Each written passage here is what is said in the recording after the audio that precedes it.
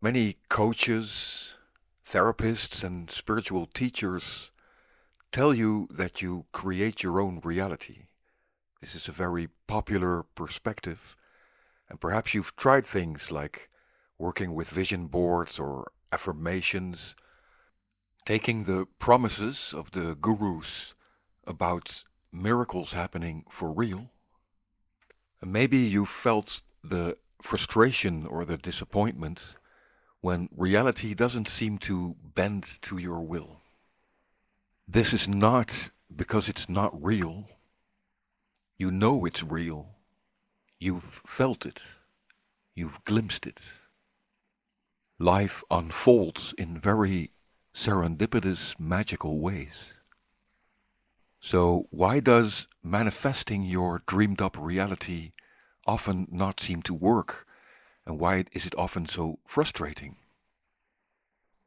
This episode is about cutting through the bullshit and the hype and exploring real ways to participate in the magic of life unfolding without losing yourself or your connection to reality in the process.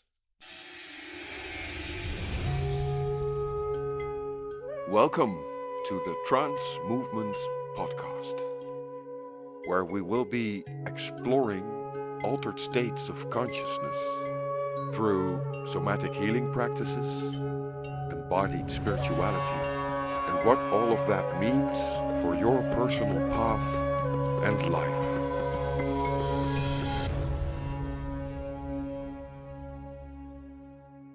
Hi there, my name is Aernoudt, and I've been there right from the start when teachers like Abraham Hicks started spreading messages about things like the law of attraction, ideas that Esther Hicks developed from a book called Think and Grow Rich by Napoleon Hill.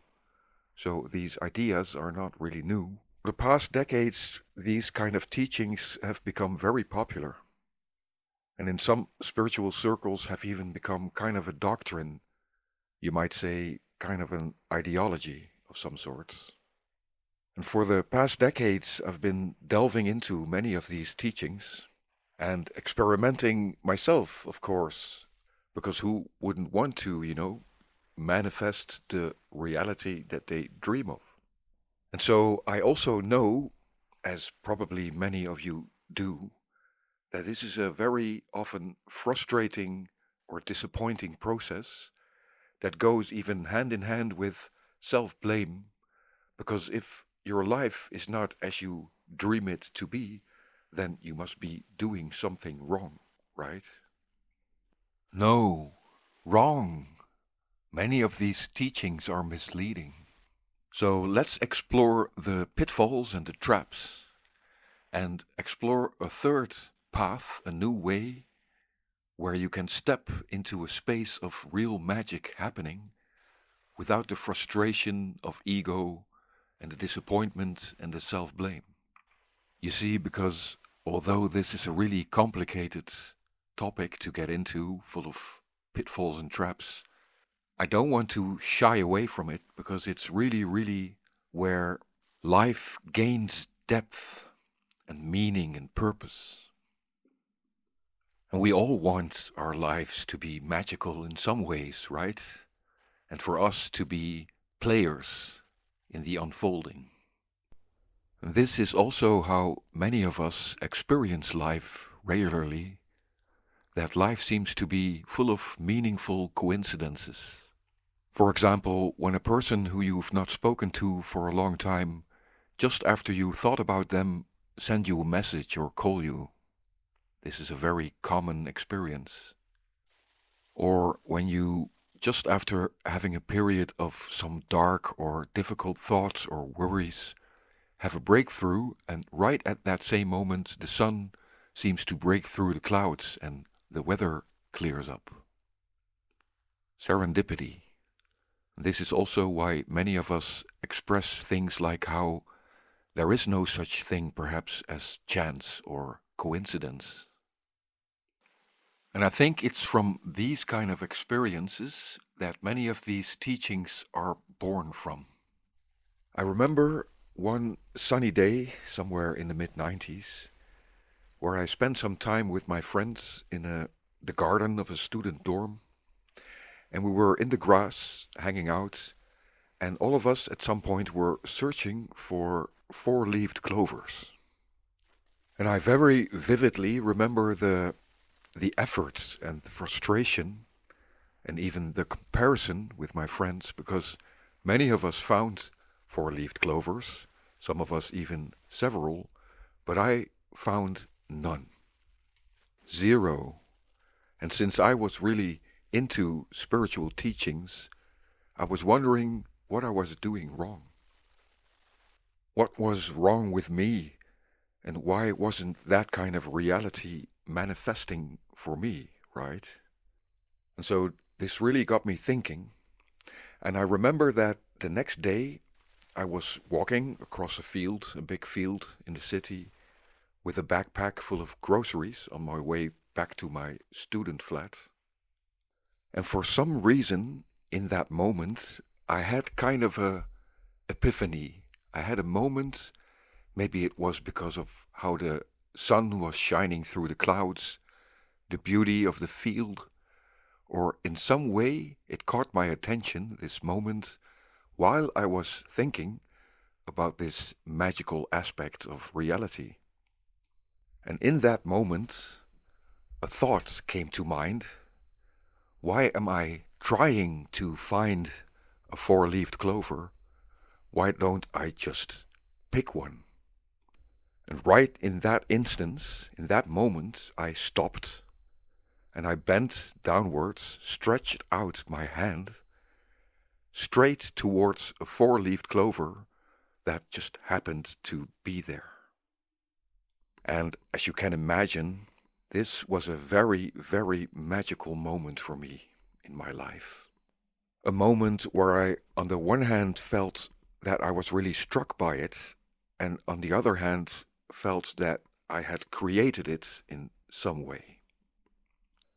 After rejoicing in that moment and picking that particular clover, walking the rest of the path across that field back to my home, I tried to repeat the same experience and do it again.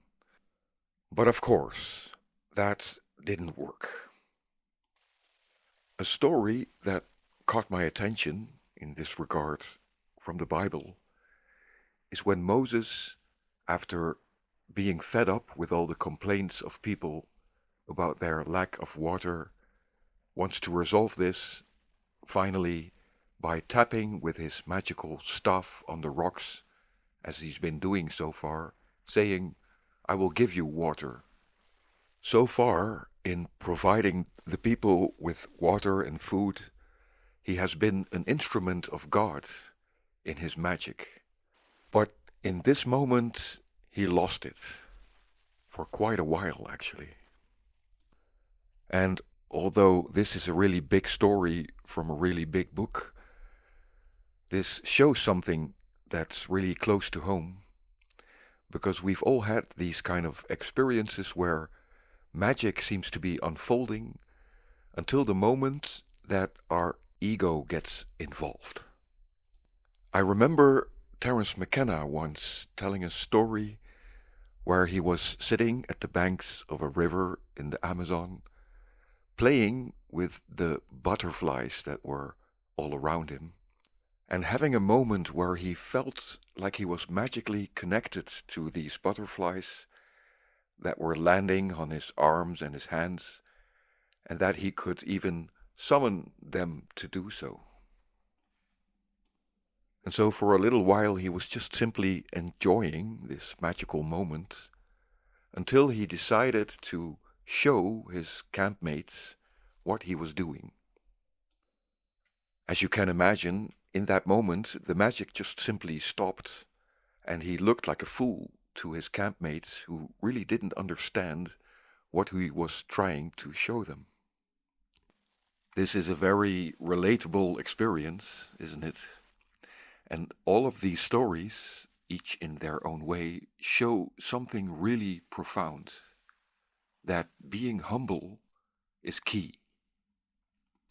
As soon as you step into the pitfall of thinking or expressing something like, I caused this, I created this, you risk an inflated ego. This is spiritual narcissism.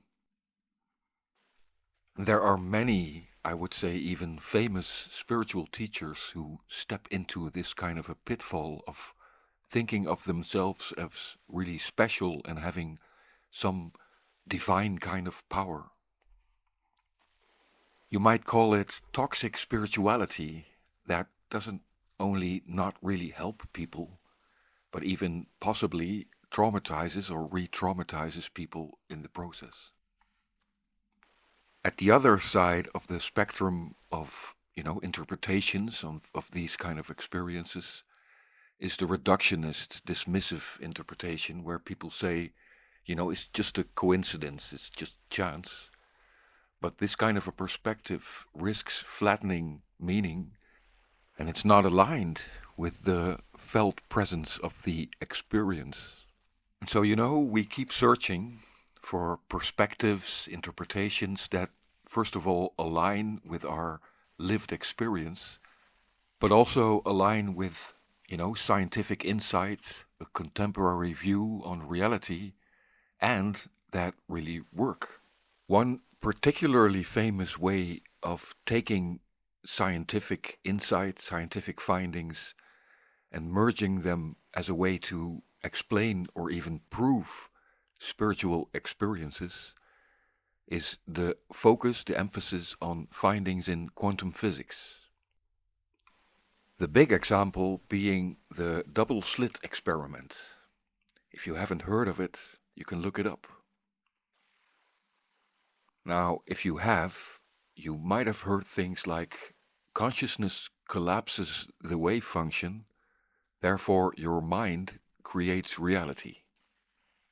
Now, there are many ways where this goes wrong, and I've noticed throughout the years that there are, unfortunately, many spiritual teachers who misuse this information, these findings, and even these terms for their own advantage.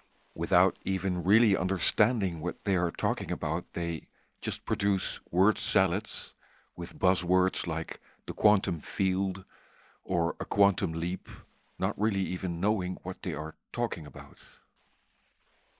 This creates a lot of confusion in the people who follow them, who also don't really know or understand something like quantum physics, and in the process creates bloated egos and a false sense of agency. Now, I'm not saying that consciousness is not involved on a quantum level, and we're even discovering new things about that. This is a big and interesting topic to get into in a future episode of the podcast. But to make the jump from micro to macro, going from these findings on a quantum level to things like my thoughts create the weather, that's kind of a big leap to make. And also, that kind of thinking breaks the magic altogether. I learned a lot this afternoon walking across that field, not just from this magical experience itself, but also from trying to repeat it several times. You see, these clovers were always there already, and the meadow did not reorganize itself in that moment. I didn't bend probability, I didn't influence the weather or manifest reality through the power of thought, but still at the same time it didn't feel random either. And this is exactly the kind of experience that often gets pulled into language about manifestation, co-creation, quantum physics, or the law of attraction. And I understand why. These moments can feel deeply meaningful, even uncanny. And so let me offer you a third option. Not the typical reductionist view of, dismissing everything as being just pure chance and meaningless, and at the same time, not the typical spiritual take that inflates ego and makes people lose their grounding, lose touch with reality. But a third option, a third path, and one that really works. You see, when you take this idea, the I create reality idea, seriously, then this will lead to solipsism. I might be the only one who truly exists, and the sun appears because my consciousness literally created it. And dismissing things as being just simply pure chance also destroys the magic in its own way. And so a third option is needed. And this requires a shift in consciousness, a shift in awareness, in perspective. You see, the ego, who really, really wants to affect reality, who wants to be in control, does not create the world, but it's not completely separate from it either. Actually, it's totally immersed in it. Like I said before, this is a really big topic in and of itself to one day really explore. What is consciousness? What is reality? But for now, let's stick to the felt presence of lived experience. So an event like this feels true, not as a belief, but as a direct sensed coherence. And so instead of saying, I believe that I caused it, you might say, I felt the connection. And often, when we look back at these moments, we could already feel this deeper connection before the event unfolded. Bringing this back home and coming back to an earlier example, when this friend called you, who you just before was thinking about, you must take seriously that this kind of an experience includes a pre-reflective attunement. Something is already lining up before your cognition, your mind, starts to narrate it. Noticing doesn't create the connection, it reveals it. You thinking about them didn't cause them to call you, or the other way around. But this experience shows that you are both part of a shared unfolding. You are intrinsically part of something bigger. Consciousness is not just inside your head, and the weather is not just out there, but both are local crystallizations of a bigger process. You sense the shift even before the event, because your body-mind is already moving with the change.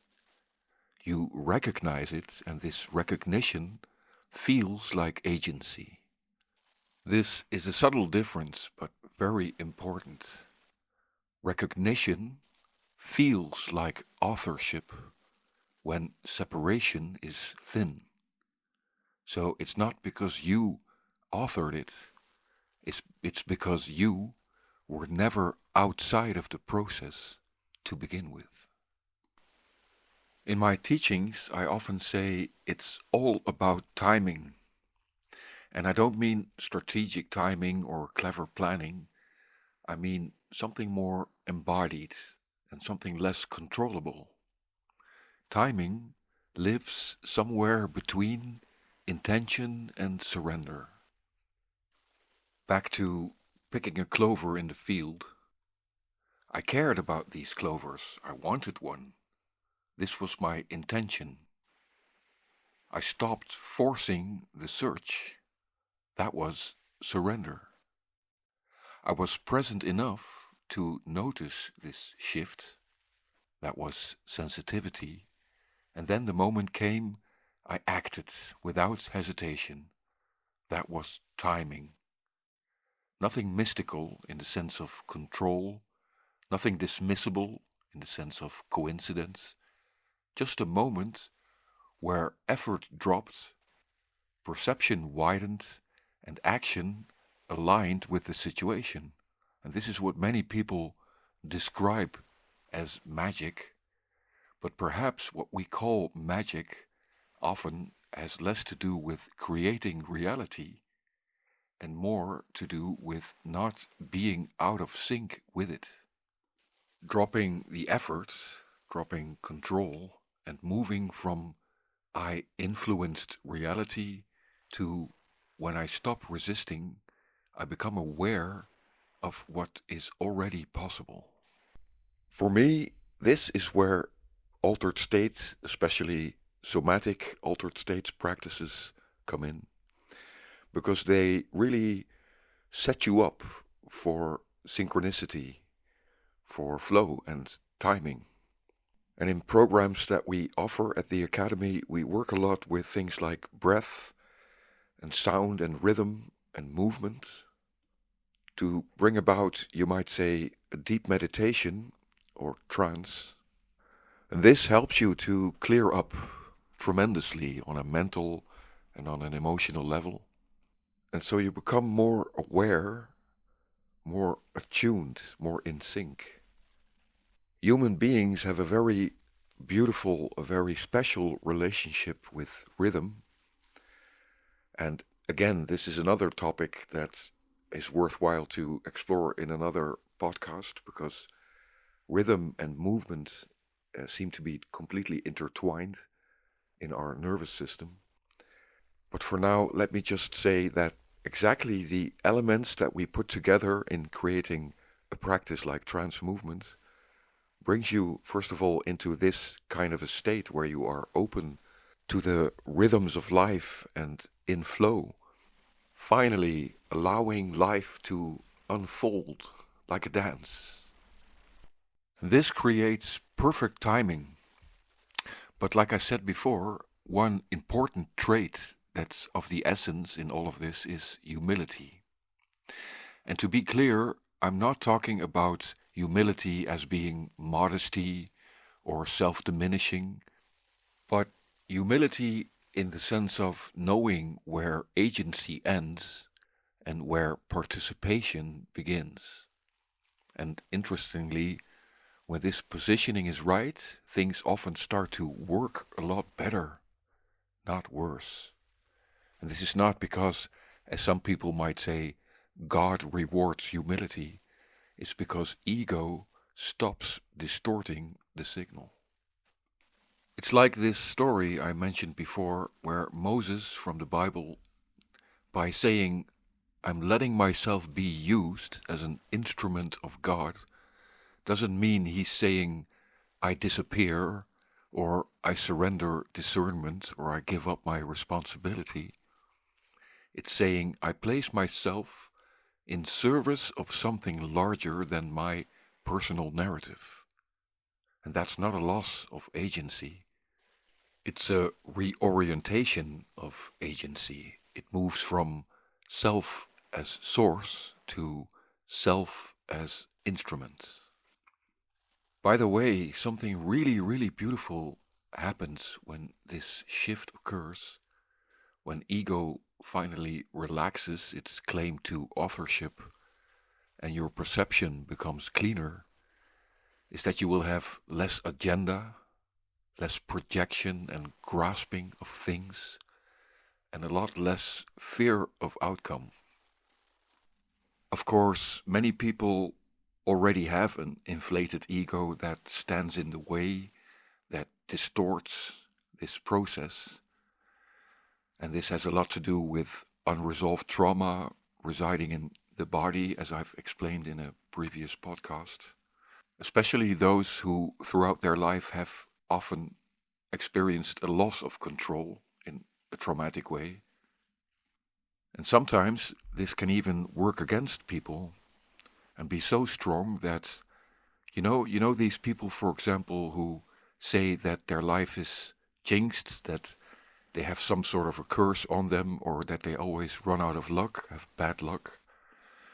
So for these people, the magic still works, but not in a way that's, beneficial to them. So unresolved trauma and the ego that is built from it, again, more material for future content, destroys or distorts the magic of life. Now, don't get me wrong here, I don't think that ego is a bad thing. You naturally have one and you need an ego to go about your daily life.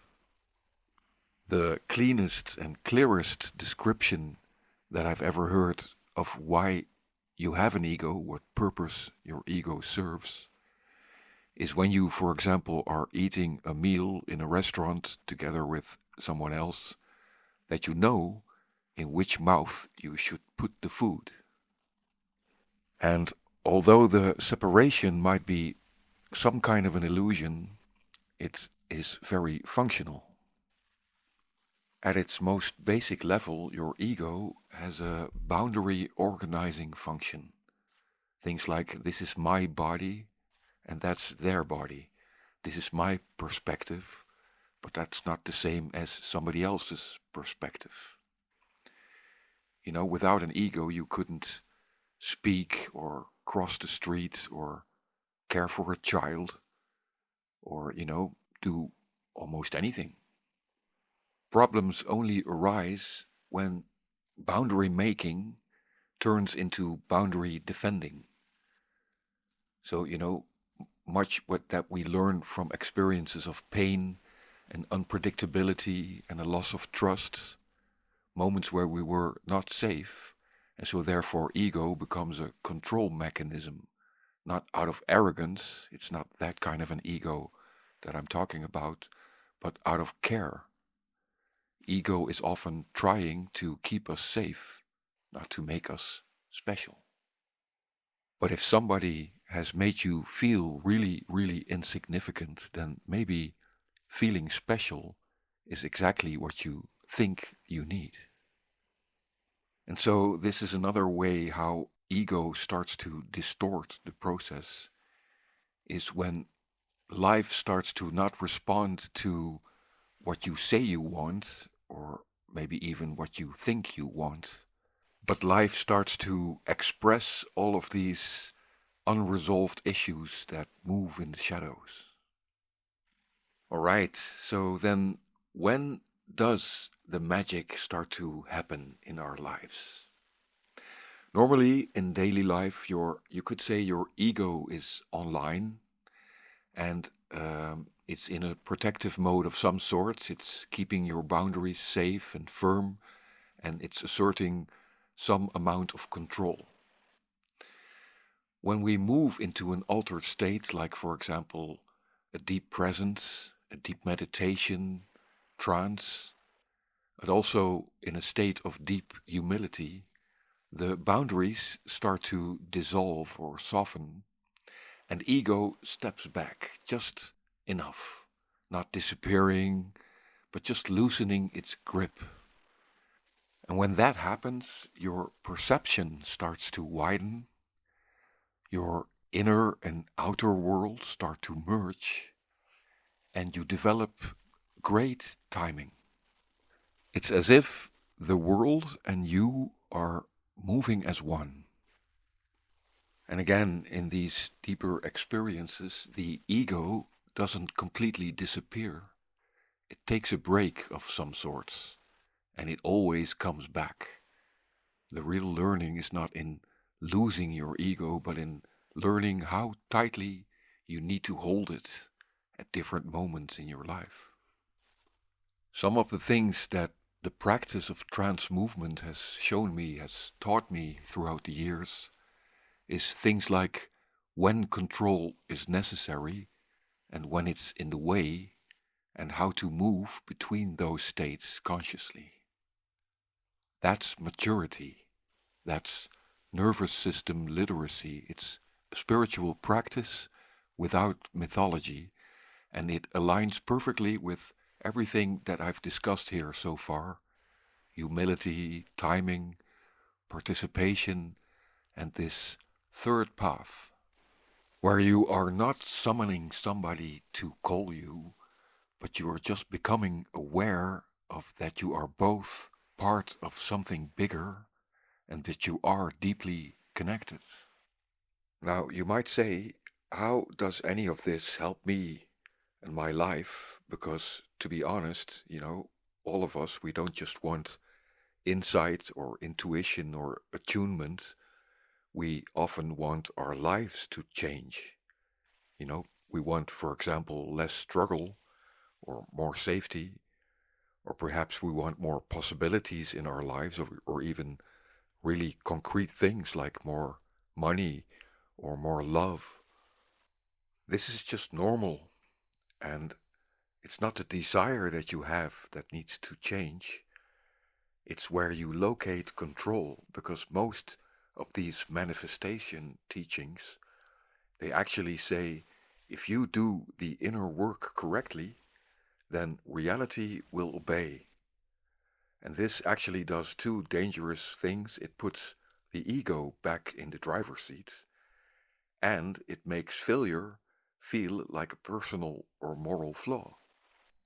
Besides, it's not true, because when you are saying that when something shifts deep inside of you, you can sense that something outside of you shifts too, that's real.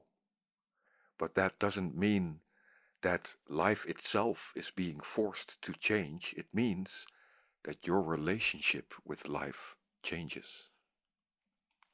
You don't shape reality by commanding it, you shape your life by becoming a different participant in reality.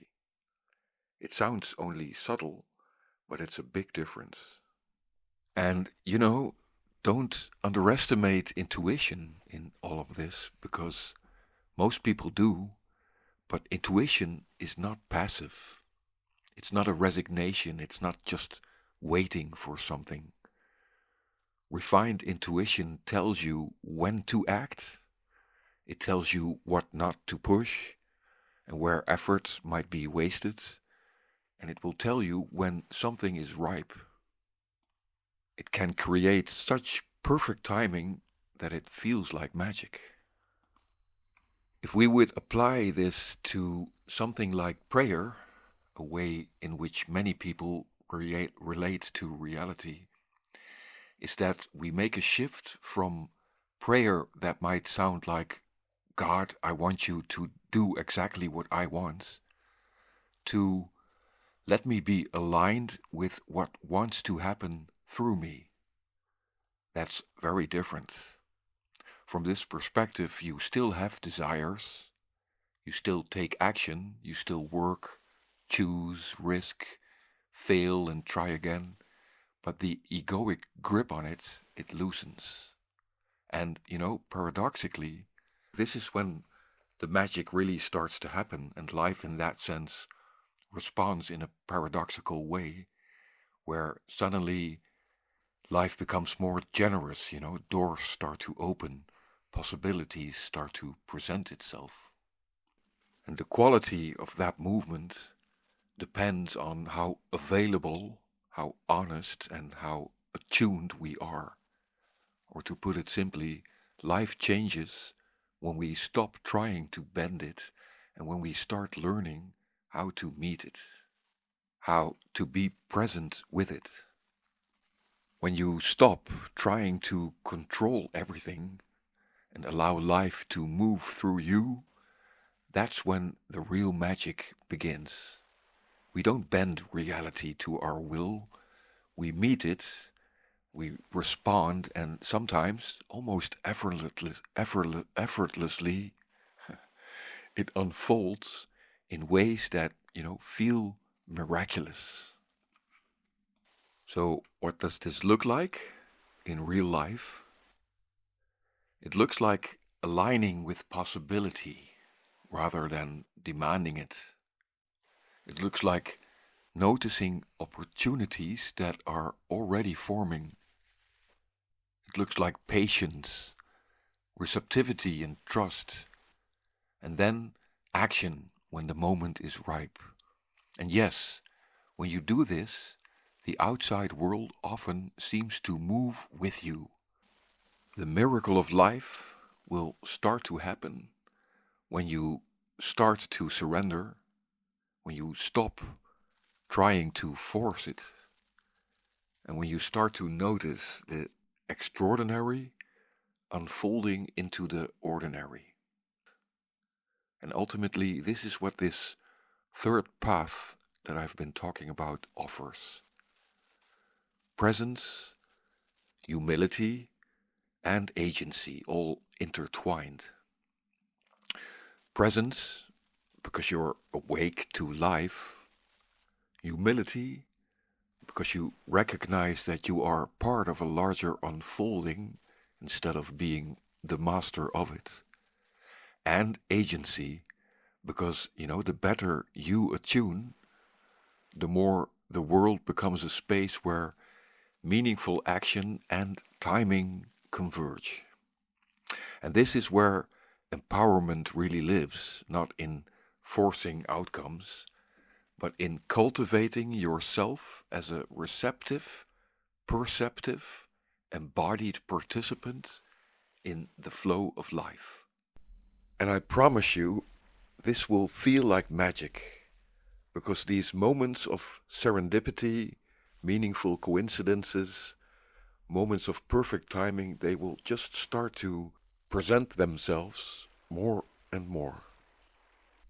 Stop chasing, stop forcing, stop performing, and start to notice.